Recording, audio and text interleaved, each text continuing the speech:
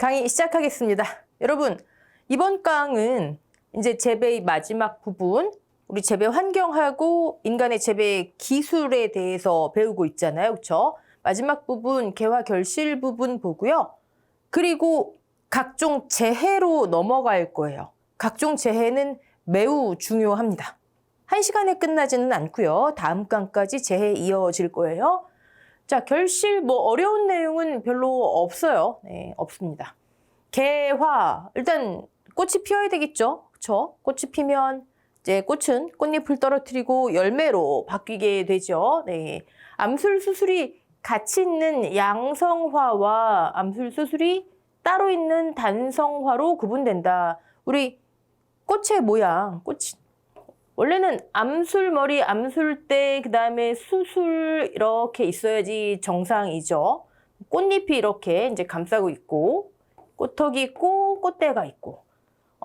일반적인 꽃들은 이렇게 양성화인데, 암술만, 수술만 이런 단성화가 또 있대요. 네, 이렇게 구분된다.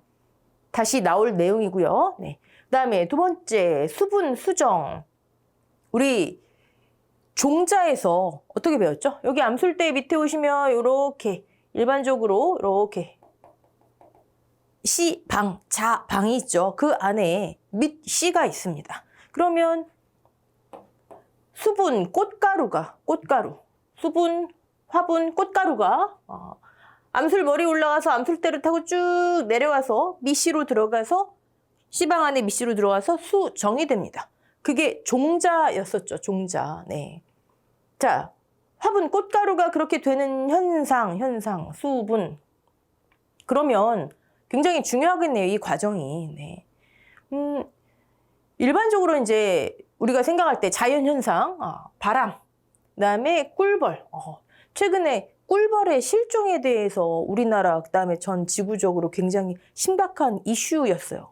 여러분, 꿀벌이 사라지면 인류가 멸망한다. 나비 효과에 의해서. 정말 그 정도로 심각했습니다. 가장 기본적인 건 꿀벌이 이렇게 가장 기초적인 역할을 해주기 때문이다. 아주 우리 심플하게 그렇게 생각이 또 되겠죠.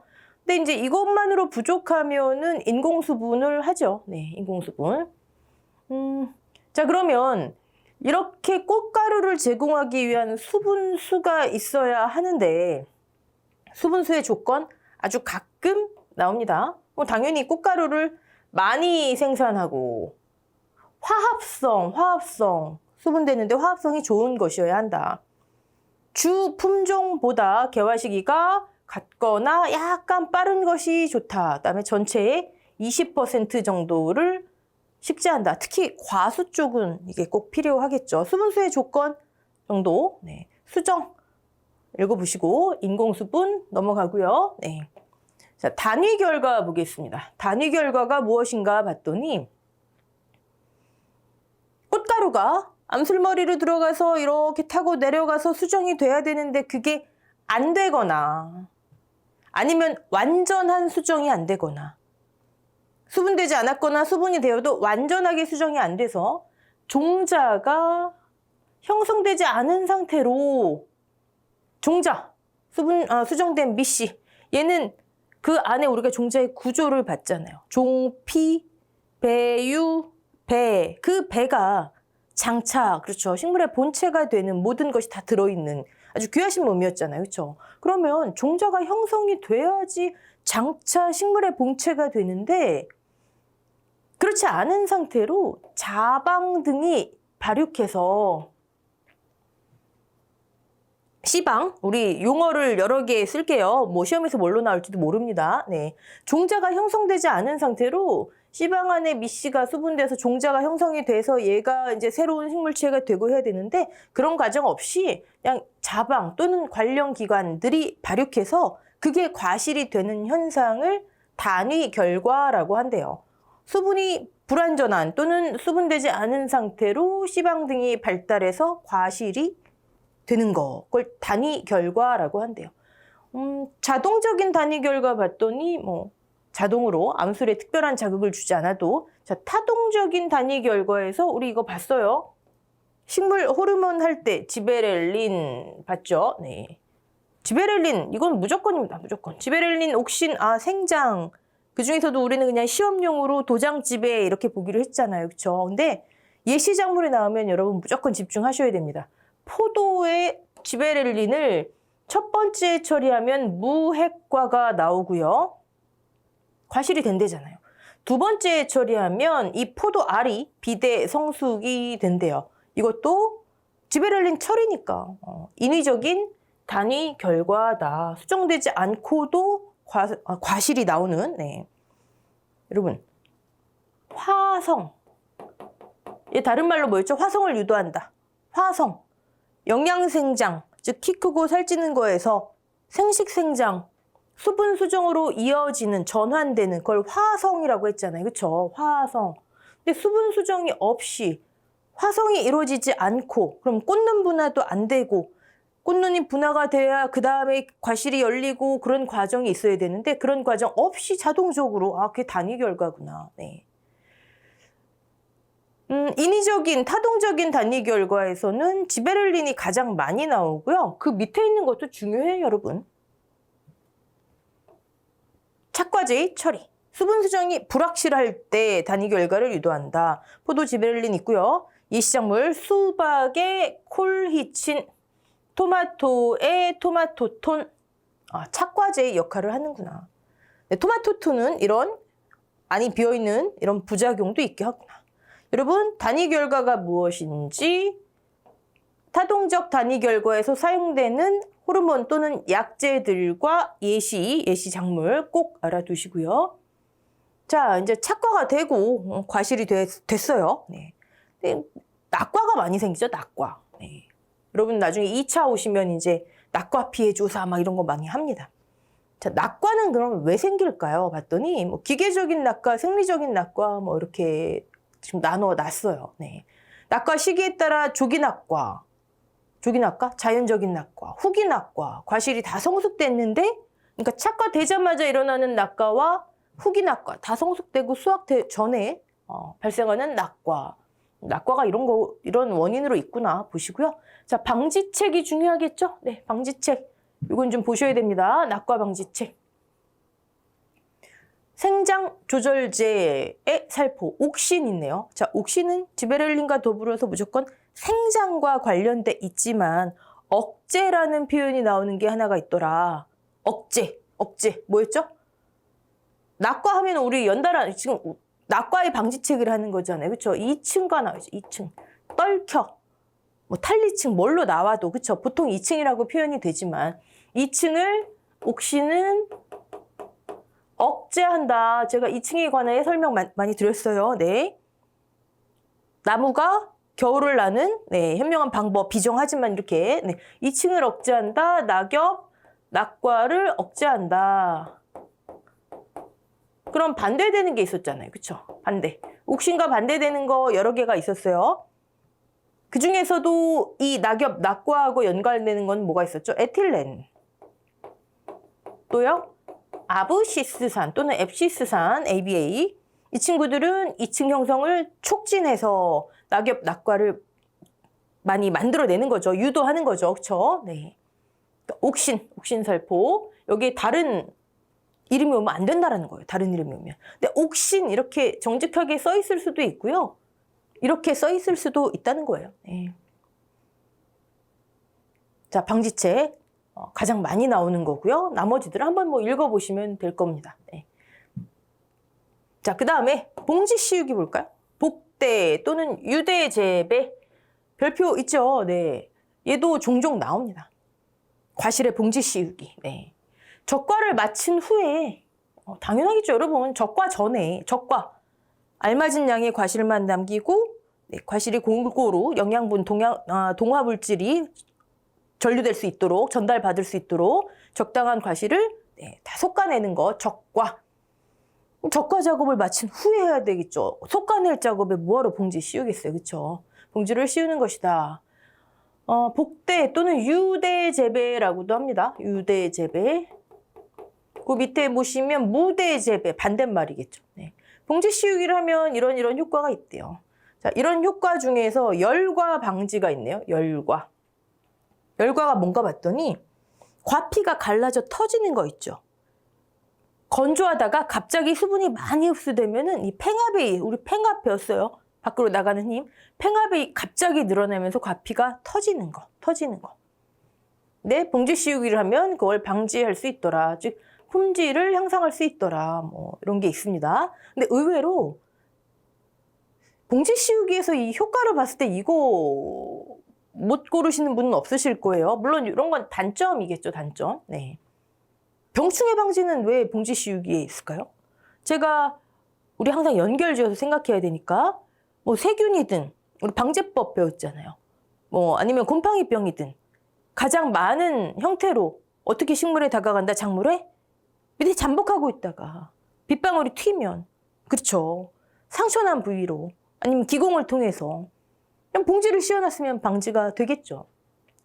또 햇볕 양을 조절할 수 있으니까 습기, 착색 이런 것도 조절할 수 있고요. 요거는 못 고르시는 분은 없으실 건데, 자, 그럼 봉지를 안 씌우면은 좀 안 좋은 거 아닌가? 봉지를 안 씌운다. 무대 재배를 한다. 그러면 당연히 비용 덜 들어가겠고, 네. 과피가 좀 단단해지죠? 저장력과 수속력이 높아져요. 네, 여러분, 요거를 놓치시면 안 돼요. 무대 재배, 봉지를 안 씌우고 재배를 하면 당분과 비타민이 증가한대요. 긍정적인 면이겠죠. 여기 가끔 전분 아닙니다. 당분과 우리 이제 다음 강부터 탄수화물을 당분, 전분 뭐 이런 식으로 많이 표현을 할 거예요. 당분이라는 거. 네. 그런데 아무거나 무대 재배하면 안 되고 열과의 위험이 적은 품종. 갈라진 과실은 그쵸, 상품성이 없잖아요. 그쵸? 그래서 무대 재배를 하지 않고 적절한 약재 살포로 재배하기도 한다. 과피를 단단히 만들어주는 그런 약재들. 요즘은 여러분 감귤이라든지 이런 거 보시면 겉에 막 이렇게 뭐가 하얀색 매끈매끈한 거 묻어 있잖아요. 저 파라핀 코팅제 같은 거 많이 도포를 합니다. 네. 어쨌든 우리한테 시험에서는 봉지 씌우기가 무엇인지 효과 못지않게 무대 재배에서 이런 것도 장점이 있구나. 오케이. 넘어가고요. 해거리 한 해 많이 열리고 그 다음에 적게 열리고 격년, 결과. 그렇죠? 여기 보시면 해거리가 무엇인지는 뭐 개화결실량이 너무 많아요. 그럼 그 해에는 우리 항상 시행률 할 때 제가 말씀드린 것 같은데 우리는 그냥 시험용으로만 생각하시면 돼요. C는 뭐다? 다 기억나시죠? 생식 생장과 관련이 있다. N은 뭐다? 영양 생장과 관련이 있다. 또 이게 뭔지는 이제 화성, 개화, 결실, 수정 뭐 이런 거, 꽃눈 분화 이런 용어들이 등장을 하겠고, 비대, 신장 생장, 가지, 잎, 영양기관의 생장이잖아요. 뿌리, 줄기, 잎, 가지, 그쵸? 생식 생장은요, 종자, 꽃, 우리 생식기관, 네, 생식기관, 열매 이런 것들, 네, 그 기관들의 이제 생장, 네. 그러면 갑자기 또 이게 왜 나와요? 개화 결실이 너무 많이 됐대요. 얘하고 연결이 있을 거 아니대. 있을 거잖아요. 그쵸?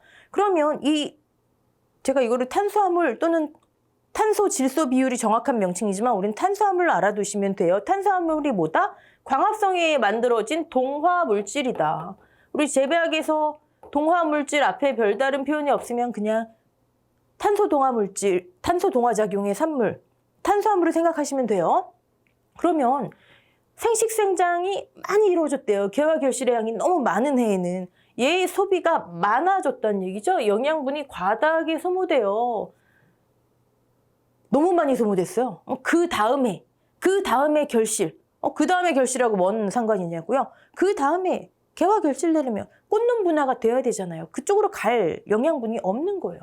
그럼 다음에 결실이 불량해지는 것이다. 일단 해거리의 원리. 그런데 자, 해거리 연도에는 그러면 해거리 연도 개화 결실이 전년도에 너무 많이 됐어요. 그럼 올해 안 된 해, 좀 적게 된 해, 지나치게 많이 안 된 해, 해거리 연도. 그 연도에는 자, 생각해 보세요. 올해 개화 결실이 안 됐어요. 전년도에 너무 많이 돼서 꽂는 분화로 갈 영양분이 없어서 꽂는 분화가 안 됐더니 그 결과 올해 결실이 적게 됐어요. 올해 해거리 연도예요. 그럼 올해는 어떻게 돼요? 개화 결실이 적게 됐대잖아요. 그럼 얘 소모가 적게 되겠죠. 그럼 얘 소모가 적게 됐다. 얘가 많이 축적되겠죠. 그쵸? 이해되시죠? 그럼 얘를 그냥 냅두면 어떡해요? 그 다음에 그러면 그 다음에 개화 결실을 위한 꽂는 분화가 또 너무 많이 될 거 아니에요. 그럼 그 다음에 또 너무 많은 결실. 이게 핑퐁 핑퐁 퐁당퐁당인가요? 그렇게 될 거 아니에요. 아, 올해 열매가 많이 안 열렸으니까 그대로 두면 얘가 쌓이는구나. 우리가 생각해야 되는 건 그거예요. 얘가 쌓이는구나. 얘가 쌓이면 꽂는 분화가 많이 되겠구나. 그러면 내년에 또 엄청 많이 열리겠구나. 그쵸? 그러면 조절해야 되겠네요. 그 조절 방법이 강전정. 전정을 세게 하래요.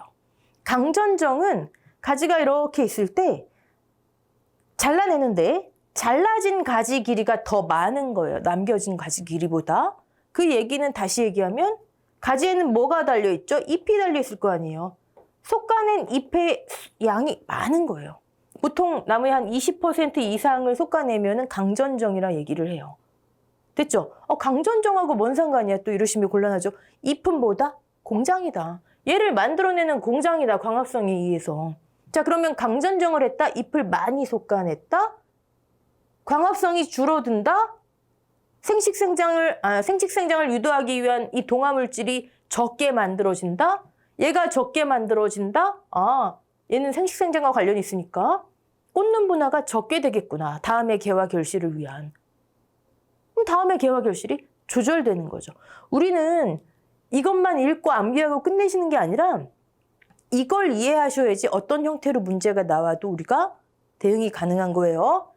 자, 왜 해거리 연도 열매가 적게 맺힌 해에는 강전정을 해야 되는지. 올해 적게 맺혔으니까 그대로 두면 내년에 많이 맺히겠구나. 그럼 내년에 결실을 억제하기 위해서는 강전정을 해야 되겠구나.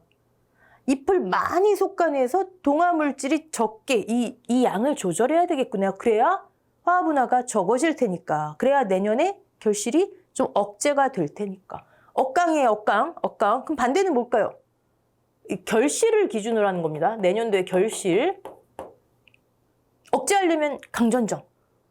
촉진하려면 약전정. 약전정은 잎을 10% 이하로 솎아내는 거예요.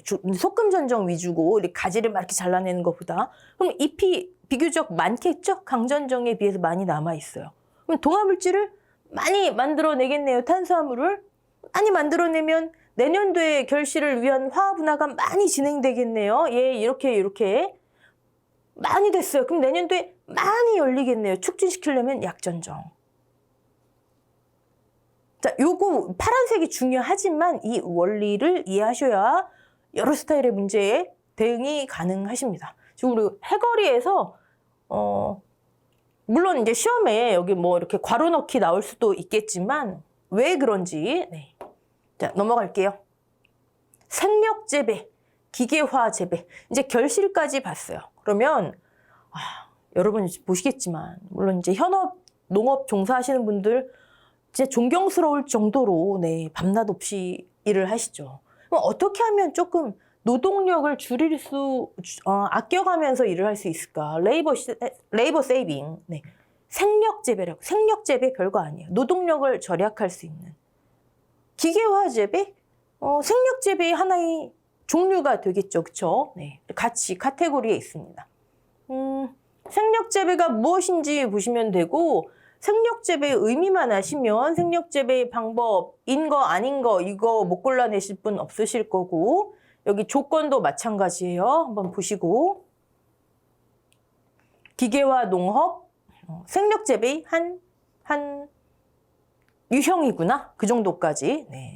생력 재배는 용어만 이해하시면은 정말 이건 그냥 무시할 내용은 아니에요. 아주 가끔 시험에 나옵니다. 그러니까 용어만 이해하시면 되고 한 번만 딱 읽어보시고 이런 페이지는 그냥 넘기시는 거예요. 자, 넘어가고 각종 재해 보도록 하겠습니다. 여러분이 지금 뭐 공부하시는 거세요? 재배학, 그죠? 뭐 따시려고? 손해평가사 자격증, 그쵸? 손해평가사. 우리, 이 과목에서 했잖아요.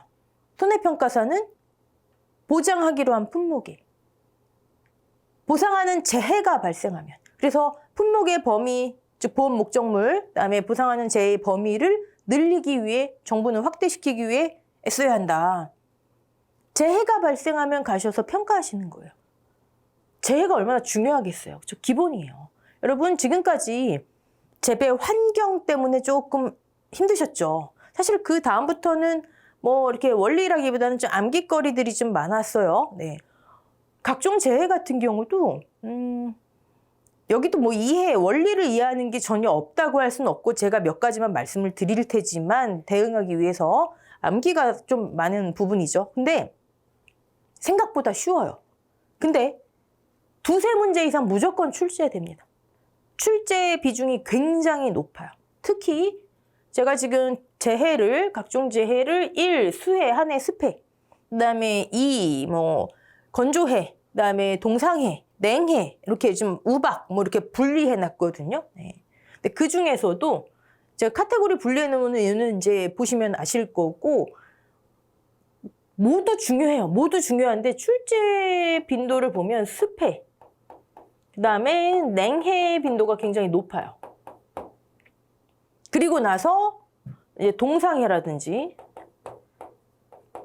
건조해라든지 그리고 의외로 쉬운데 우박이나 풍해에서도 나오고 다 중요하지만 그나마 확률을 보는 거예요. 1순위, 2순위, 그다음에 3순위가 우박, 풍해. 우박하고 풍해 나오면 땡큐예요. 땡큐. 땡큐. 자, 문제 유형은요. 아주 단순한 문제 유형도 있고요. 대부분은 대책을 물어보는 문제가 나온다. 대책. 그러니까 여러분은 각 재해마다 제가 포인트 짚어드리는 거, 그리고 무조건 대책은 어떤 재해든 간에. 오케이, 그럼 들어갈게요. 먼저 수해, 습해. 자, 한해는 가뭄해를 이렇게 생각하시면 됩니다. 한자로 어떤 경우는 이제 그 추위에 의한 게 나오는데 대부분의 한해는 재배학에서 한자가 별도로 표기되지 않는다면 가뭄해예요. 자, 수해 볼게요. 수해, 습해. 뭐가 다른가 봤더니 수해는 관수해와 침수해로 나뉜대요. 관수해는 작물이 머리까지 물에 잠긴 상태. 그다음에 침수해는 끝이 물에 잠기지 않은 상태. 아, 관수해, 침수해. 오케이. 여러분, 우리나라는요. 6, 7월에 장마철과 그다음에 지나친 고온, 장마철 이후에, 그다음에 겨울철에 심한 저온. 그런데 사실 농번기 자체가 겨울보다는 우리 봄부터 가을까지잖아요. 그래서 우리나라에서 모든 재해 또는 모든 병충해, 농작물에 있어서, 농업에 있어서 이거는 6, 7월의 장마철, 그다음에 지나친 고온, 즉 고온 다습한 환경이 문제가 돼요. 예, 보겠습니다. 네. 자, 그럼 관수해와 침수해 차이 아셨고, 여러분 한번 생각해 보실까요? 어쨌든 물에 잠겼대요. 우리 담수 상태의 논도 배우셨고, 습답 배우셨잖아요. 그쵸? 토양에 수분이 가득한 상황, 이런 것도 배우셨고. 그러면 여러분 딱 떠오르시는 게 뭐가 있죠? 논토양의 환원 상태 하면서 계속 말씀드렸던 거. 산소 부족. 여러분, 물 나오면 무조건 산소 부족 생각하시는 거예요. 산소는 뭐죠? 호흡을 위해서 꼭 필요한 거잖아요. 우리 오랜만에 한번 볼게요. 광합성이 뭐예요? 광합성. 다시 한번. 이 자체가 문제 나오진 않지만 굉장히 중요한 거라 말씀드렸어요. 이산화탄소와 광합성의 재료가 뭐예요? 물이잖아요. 물. 얘를 원료로 해서 여기에 빛 에너지가 가해지면, 그쵸? 이 둘이 합성이 되죠. 뭘로 합성이 돼요? 포도당과 우리 막 1공장, 2공장 받잖아요. 그쵸? 산소로 됩니다. 이게 광합성. 자, 반대가 호흡이었죠? 반대가. 광합성을 여기다 쓰면 안 되겠네요. 그죠? 네.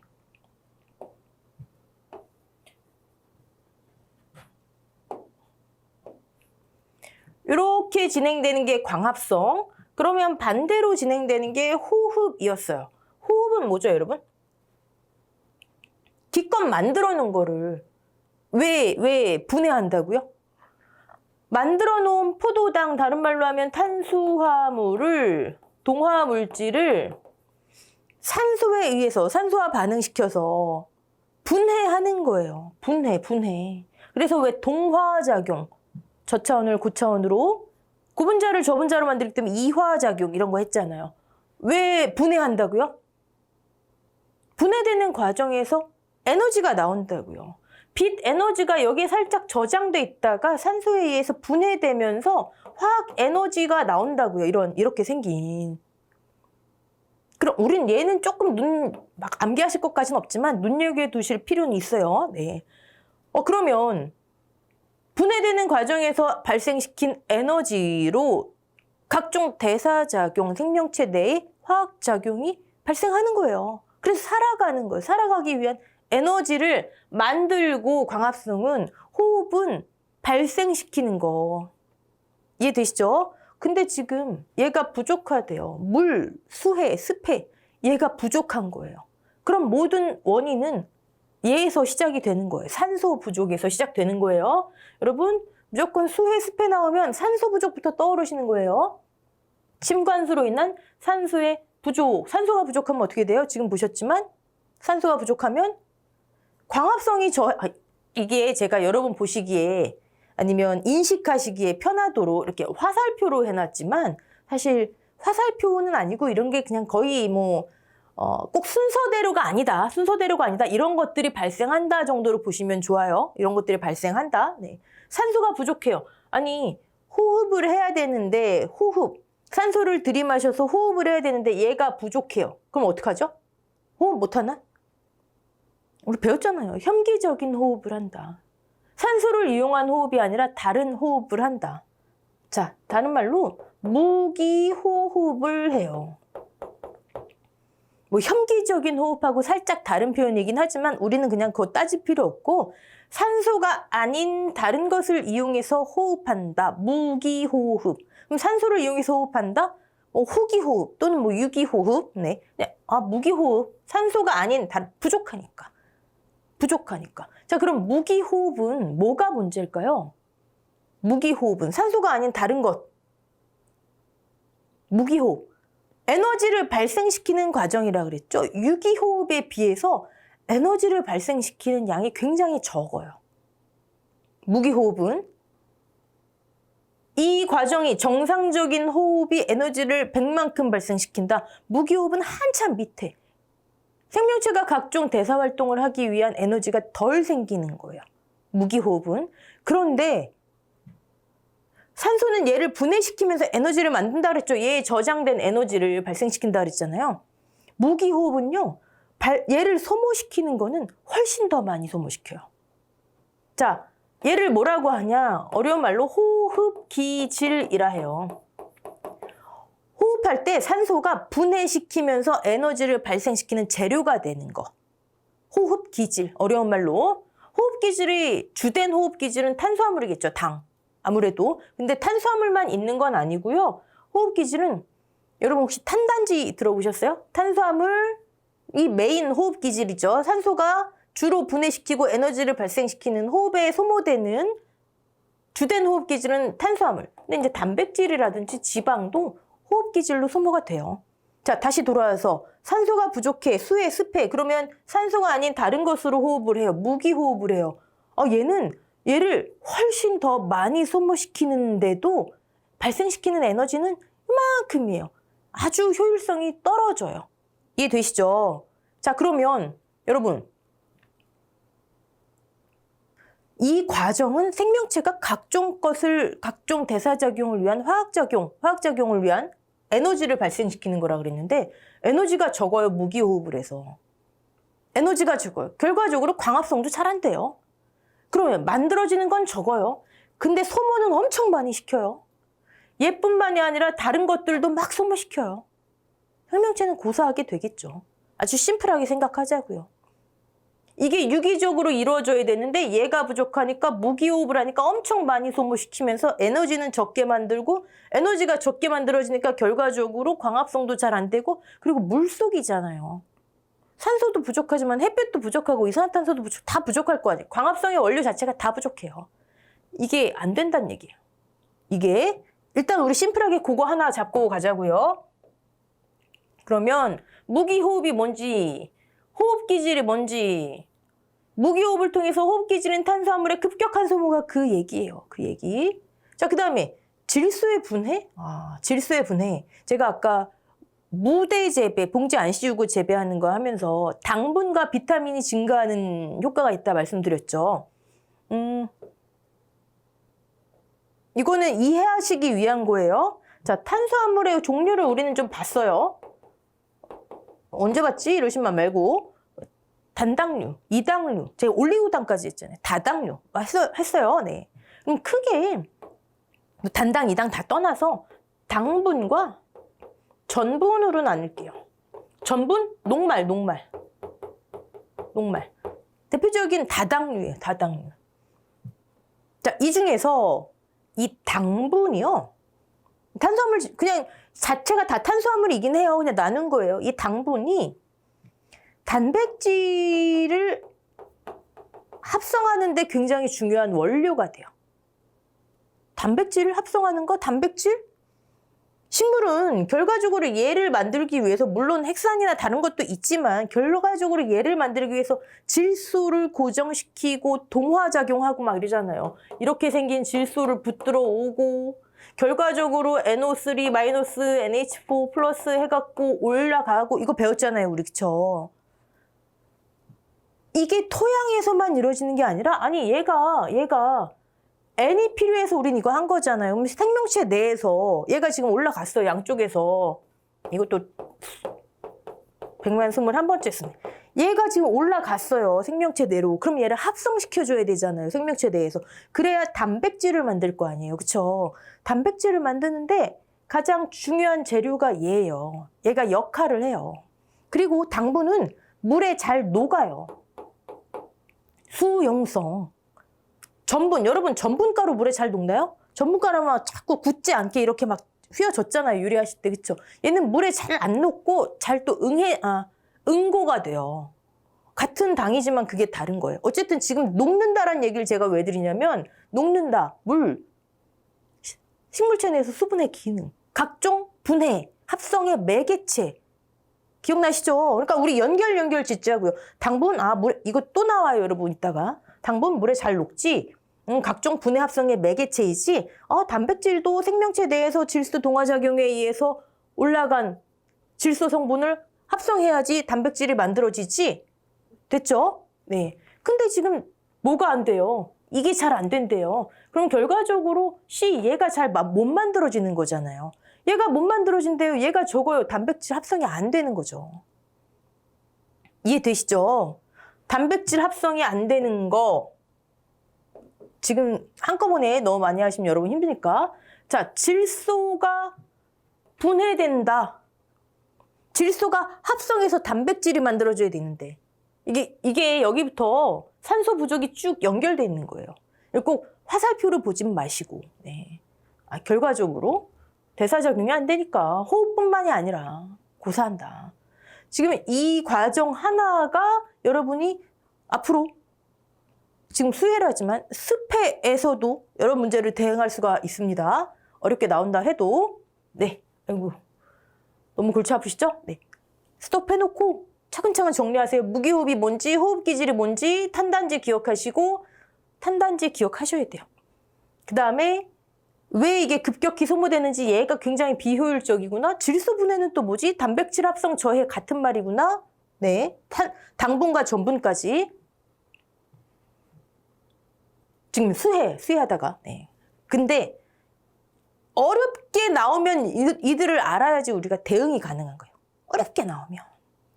실질적으로 물론 그런 난이도 조절 문제 외에 재배학 우리 60점 목표잖아요. 물론 어렵게 나오면 이런 것도 대처해야 되지만 이런 거 파란색이에요. 중요합니다. 층간소 피해, 식물에 많은 피해를 미치는 거는 탁한 물, 고여있는 물, 온도가 높은 물이 피해를 많이 일으킨다. 중요해요, 이거. 고수온 정체 탁수. 그냥 고수온 정체 탁수. 네, 오케이. 그 다음에 또 작물 나오네요. 내수성이 강한 작물, 약한 작물. 근데 사실 이 친구들은 그렇게 뭐 작물에 분류해서 워낙 낼 게 많아요. 호원성, 혼행성, 뭐 단일성, 중일성, 워낙 내산성 뭐 많은데 여기까지. 근데 뭐 안 나온다고 할 수는 없겠죠. 네, 내수성이 강한 작물. 강하대요, 강하대요. 키가 큰 작물. 우리 벼도 물에 어느 정도 잠겨 있지만 이미지 연상을 하세요. 잘 버티잖아요. 내수성이 약한 작물, 키가 작은 작물. 반드시는 아니지만 우리 카테고리화 시켜놓는 거 있잖아요. 그쵸? 네. 오케이. 그 다음에 질소 나오네요. 지금 계속 다 파란색이에요, 여러분. 재해에 있어서 질소는요, 10개면 9개는 부정적인 거예요. 질소는 제가 질소는 뭐랑 매칭 짓자? 그 생장 호르몬 중에, 식물 호르몬 중에서 도장지배랑 매칭 시키자. 물론 질소도 이 지베렐린도 옥신과 더불어서 생장과 관련이 있지만 제가 아예 도장지배로 하자 그랬잖아요. 도장, 우짜람, 그쵸? 시험엔 거기에 포인트를 맞춰서 나오니까 물론 포도 무해가도 중요하지만 단위 결과에서 질소가 그런 역할을 해요. 생장이지만 시험에서는요, 질소를 많이 시용하면 도장, 우짜람, 연약하게 키만 크는 거 그거로 나와요. 자, 근데 지금 이런 상태인데 우짜람 되면 어떡해요? 그렇죠? 네. 그래서 재해에 있어서 질소는 항상 질소 비료의 회피로 나와요. 하지 말아라. 네. 오케이. 여기서 왜 또 탄수화물 많이 소비가, 이제는 아셔야 돼, 이제는 여러분. 질소, 우짜람, 영양생장, 키 크고 살찌는 거. 영양생장은 뭐다? 소비한다. 가뜩이나 없는데. 이거 안 이루어져서 가뜩이나 없는데. 그쵸? 네. 지금 파란색이 아주 직관적으로 문제 나오는 거지만 요거 윗 다 이해하셔야 됩니다. 이걸 이해하시면 앞으로도 편해요. 네. 그 다음에 작물에 따른 관수에 쭉 읽어보시고요. 생식생장기. 우리 재해 지금 하는 거잖아요. 여러분 포인트. 생식생장기. 물론 영양생장기 다음에 생식생장기 이거 칼로 끊듯이 이렇게 되는 건 아니고 서서히 전환이 되겠죠. 물론 식물에 따라서는 일정 기간 2개가 같이 일어나기도 하고, 그런데 재해에 있어서 생식생장 기간이 웬만하면 다 취약해요. 그러면 여러분 한번 생각해보세요. 생식생장 뭐랑 어떤 용어들이 나올 거야. 우리 지금 화성, 개화, 결실기 뭐 이런 것도 있지만 생식세포의 감수 분열기 웬만하면 취약해요. 웬만하면. 네. 그냥 포인트 잡으세요. 웬만하면. 생식생장기 관수 피해는 벼 같은 경우에 결실기, 생식생장기, 출수기, 고온기.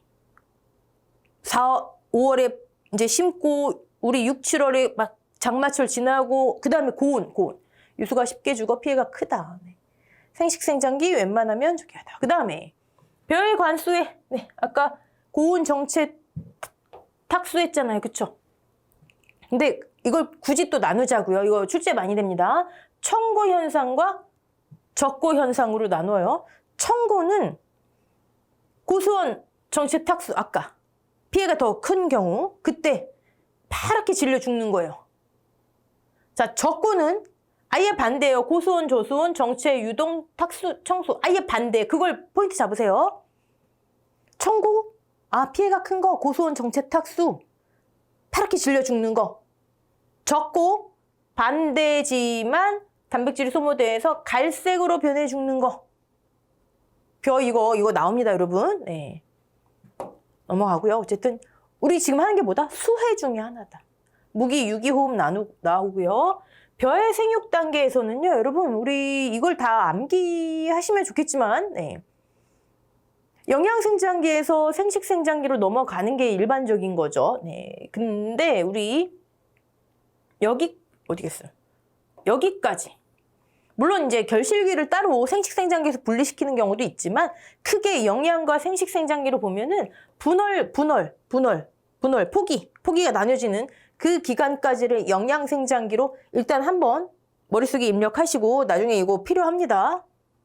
오케이. 넘어가고요. 소외 피해. 이거 그냥 읽어보시면 되고 대책 중요하다 제가 말씀드렸죠. 대책. 어떻게 할 것인가. 가만히 생각해보세요. 근데 여러분. 지금 문제가 뭐였어요? 다. 뭐 부족부터 시작됐어요.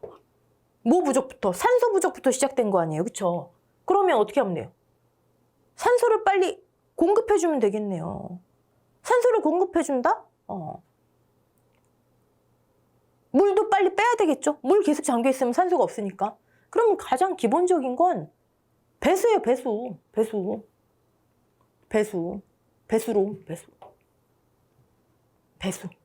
그 다음에 빨리 새로운 물 줘야죠. 빨리 새로운 물을 줘서 새뿌리, 신근, 뿌리 활착, 중경, 토양 갈아줘야죠. 살살. 토양 통기, 산소. 인위적으로 물의 흐름을 일으켜서 물속에 산소 공급.